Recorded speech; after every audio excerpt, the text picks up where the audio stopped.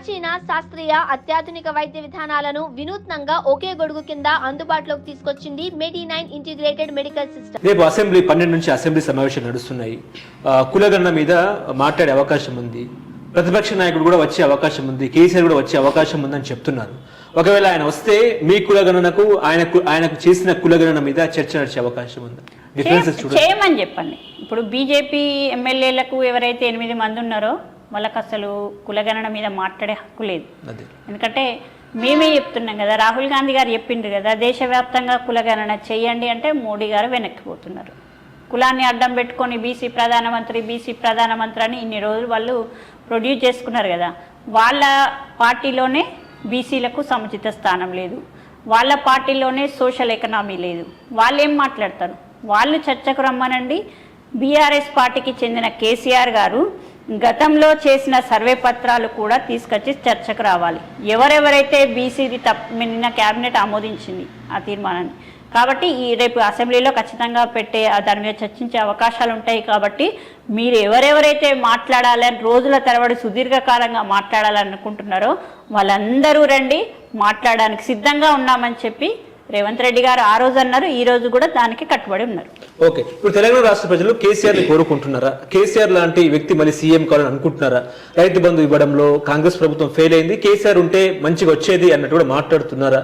మీరు ఇచ్చిన 2,500 లేదు, గ్యాస్ లేదు, తుల బంగారం లేదు, కళ్యాణ లక్ష్మి లేదు అన్నట్టు కూడా చర్చ నడుస్తుంది. ఫెయిల్ అయ్యారా? నందు అంటే 5 మేనిఫెస్టో అంటే ప్రతి ఒక్క రాజకీయ పార్టీకి తెలుసు. వాళ్ళు 5 సంవత్సరాల్లో పనిచేసే పనిని మేనిఫెస్టోలో పెట్టుకుంటారు తప్ప ఒక సంవత్సర కాలంలో పూర్తి చేయాల్సినవి మేనిఫెస్టోలో అంశాలు పెట్టుకోరు. అది మనకున్న వ్యవస్థను బట్టి, మన ఎకనామికల్ వ్యవస్థను బట్టి, మనము దాని పరిస్థితులను బట్టి, సిచ్యుయేషన్ బట్టి ఎప్పుడు ఏ నిర్ణయం తీసుకోవాలో దానికి అనుగుణంగా పోతాం. మన రాష్ట్ర ఆర్థిక వ్యవస్థ తెలుసు. మొత్తం అప్పుల కుప్ప వేసి పెట్టిళ్ళు, దోచిపెట్టిళ్ళు. వచ్చే ఇంకో సంవత్సరం 2 ఏళ్లకు జరగాల్సిన టెండర్లు కూడా ముందే చేసుకొని అడ్డగోలుగా వాళ్ళ ఖజానా నింపుకున్నారు. కల్వకుంట్ల ఖజానా. ఇక్కడ ఖజానా అనేదే లేదు, నిల్లుంది. మరి ఇట్లాంటి రాష్ట్రాన్ని ఎకనామికల్గా గాడిన పెట్టి ఎవరైతే ఎంప్లాయీస్కు 1వ తారీఖు శాలరీ నుండి మొదలు పెడితే, గత ప్రభుత్వం చూసాం 20వ తారీఖు కానీ 30వ తారీఖు కానీ శాలరీలు ఇవ్వలేని పరిస్థితి నుండి 1వ తారీఖుకే శాలరీస్ ఇవ్వడం కానీ, ఏదైతే మహిళా సంఘాల నేతలకు కొన్ని లోన్లు మాఫీ కానీ, ఏదైతే రైతుల విషయంలో 2 లక్షల రుణమా అంటే పూర్తి స్థాయిలో జరగకపోవచ్చు, జరిగిన వాళ్ళ అసలు 21,000 కోట్ల రుణమాఫీ అంటే అసలు చరిత్రలో జరగని విషయం. ఎంత చేసినా కానీ గతంలో ముఖ్యమంత్రి గారు 1,00,000 రుణమాఫీ అని చెప్పి 3 విడతలుగా 4 విడతలుగా వాళ్ళకి పెరిగిన వడ్డీనే మాఫీ చేయలేకపోయిన పరిస్థితి చూసినాము. ఏకకాలంలో 2 లక్షల రుణమాఫీ చేసి అంటే దాదాపు 60% రావచ్చు, 70% రావచ్చు, ఎంతమందికైనా రావచ్చు. రాని వాళ్ళను కూడా చివరి వ్యక్తి వరకు ఎవరైతే ఉంటారో వాళ్లకు రుణం మాఫీ చేసే బాధ్యత మాది అంటున్నాం. ఎవరు కోరుకుంటారు కేసీఆర్ అంటే? గుట్టలు పుట్టలు చెట్లకు కూడా 1000 ఎకరాలకు కూడా రైతు బంధు ఇంట్లో కూర్చొని తీసుకునే వాళ్ళు ఈరోజు ఇంట్లో కూర్చొని రైతు బంధు పేరిట రాష్ట్ర ప్రభుత్వ సొమ్మును వాళ్ళ అకౌంట్లో వేయించుకున్న వాళ్ళు ఈరోజు కేసీఆర్ కావాలని కోరుకుంటారు. ఎవరైతే కమిషన్ల కోసం కాంట్రాక్ట్లు చేసే వాళ్ళు ఉంటారో వాళ్ళు ఈరోజు కేసీఆర్ని కోరుకుంటారు. ఎవరైతే కేసీఆర్ వస్తే మా ఆటలు సాగుతాయి, మా అవినీతి స్వేచ్ఛగా జరుగుతుందని అనుకుంటున్నారో వాళ్ళు కోరుకుంటారు.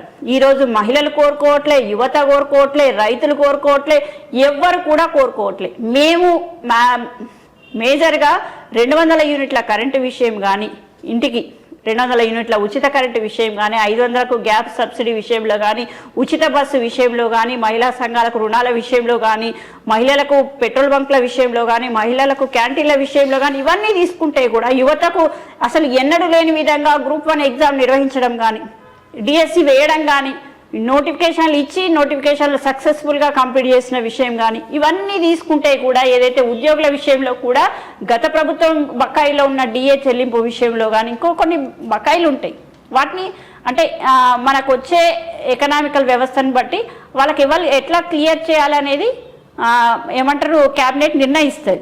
కాబట్టి ఇవన్నీ సక్సెస్ఫుల్గా ఒక 1 ఇయర్లోనే అంటే 16 నెలలు అయిందని మీరు అనొచ్చు.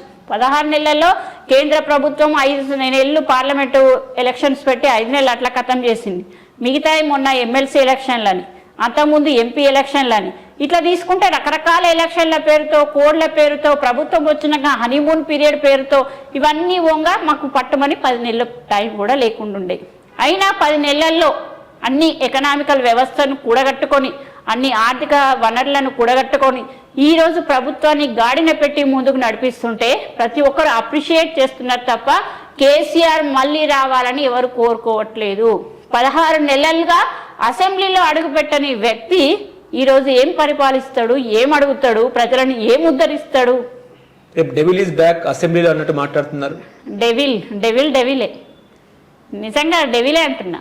ఒక రాక్షసులానే వర్ణిస్తారు. బ్యాక్ వచ్చి చేంజ్ చేస్తుంది అంటున్నా. ఆ డెవిల్ అనేది ఎక్కడ ఉండాలో అక్కడ ఉంటేనే బాగుంటుంది. మళ్ళీ ప్రజల మధ్యలోకి వచ్చి ఏదో మళ్ళీ అభూత కల్పనలు చేయడము చేస్తున్న ప్రభుత్వం మీద రకరకాలుగా మాటలతోటి మాట్లాడడం ఇవన్నీ కూడా ప్రజలు నమ్మే పరిస్థితిలో లేరు. ఏది బ్యాక్ రాదు. ఆయన ఫామ్ హౌస్కే పరిమితం అవుతాడు. ఫస్ట్ బ్యాక్ బోన్ అనేది లేదా ఈ బోన్స్ అనేటివి సెట్ చేసుకోమని చెప్పండి, తర్వాత బ్యాక్ రమ్మని చెప్పండి. ఫస్ట్ ఆయన ప్రజల మధ్యకు వెళ్ళడం నేర్చుకోవాలి. ఒక ప్రధాన ప్రతిపక్ష నేతగా ప్రజలు ఆయనకు పట్టం కట్టినప్పుడు ప్రజల తరపున మాట్లాడాల్సిన బాధ్యత ఆయన మీద ఉండే. 16 నెలలుగా ఆ బాధ్యత నుండి తప్పించుకున్న వ్యక్తి బ్యాక్ వస్తేంది, వెనక్కి పోతేంది. ఇప్పుడు కవిత బీసీ ఉద్యమం తెర మీద తీసుకొచ్చిన పరిస్థితి ఏం చెప్తారు మేడం దాని మీద?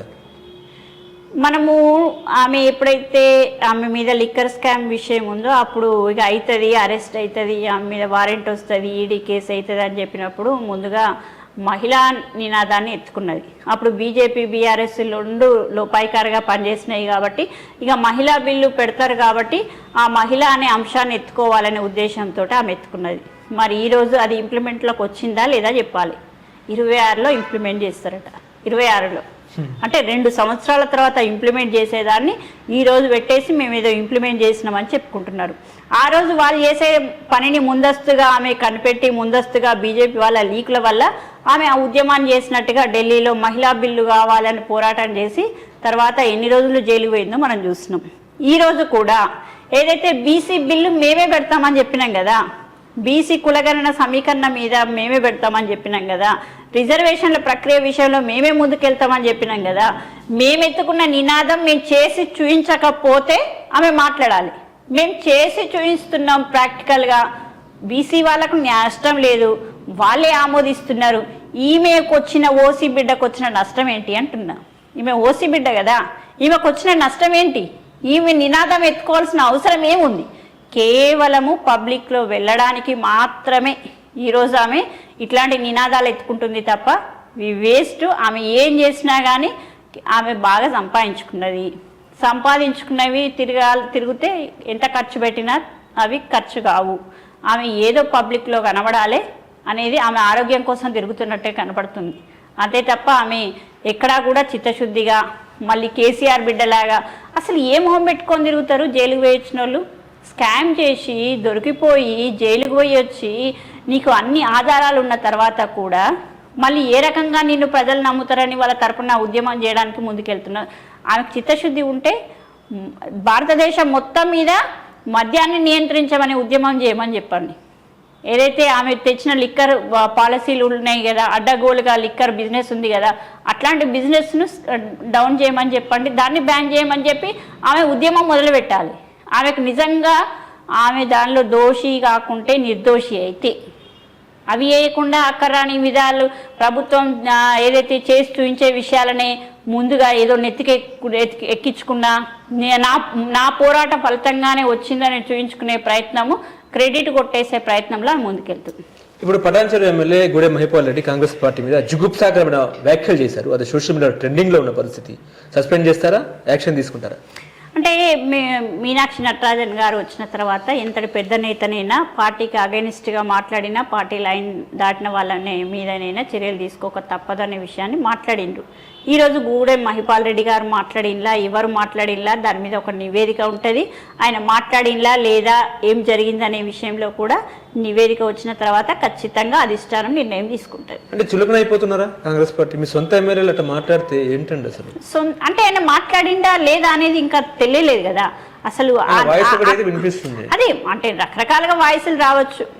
వాయిస్ వస్తే ఖచ్చితంగా అది 100% క్లారిటీ ఉంది. ఆయన మాట్లాడిండు అనే క్లారిటీ ఉంటే ఆఖరికి ముఖ్యమంత్రి మాట్లాడినా కానీ పార్టీ సహించదు. ఒకవేళ మీకు ఆయనకు ఇబ్బంది అయితే ఆయన రాజీనామా చేసి వెళ్ళిపోవాలి కానీ అంతే కదా అంతే కదా. ఎవరు కూడా పార్టీకి నష్టం చేకూర్చే మీరు వ్యాఖ్యలు అధికారంలో ఉన్నారు మీరు. ఎవరు కూడా పార్టీకి నష్టం చేకూర్చే వ్యాఖ్యలు చేయొద్దు, పార్టీని డ్యామేజ్ చేయొద్దు అనేదే మా నినాదం. ఫస్ట్ రాహుల్ గాంధీ గారు కూడా ఏదైతే జనాలు ఇబ్బంది పడద్దు, కాంగ్రెస్ పార్టీ ద్వారానే ప్రతి ఒక్క కులానికి కానీ మతానికి కానీ ప్రతి ఒక్క వర్గానికి కానీ ఈరోజు న్యాయం జరుగుతుంది కాబట్టి మన జెండా మీద మనం ప్రజల మధ్యకి వెళ్దామని నినాదంతో రాహుల్ గాంధీ గారు ఎవరికి నష్టం చేకూర్చే విధంగా మాట్లాడద్దని చెప్పిన దాన్ని కూడా వాళ్ళు ఉల్లంఘించి మాట్లాడితే ఖచ్చితంగా తప్పే అవుతుంది.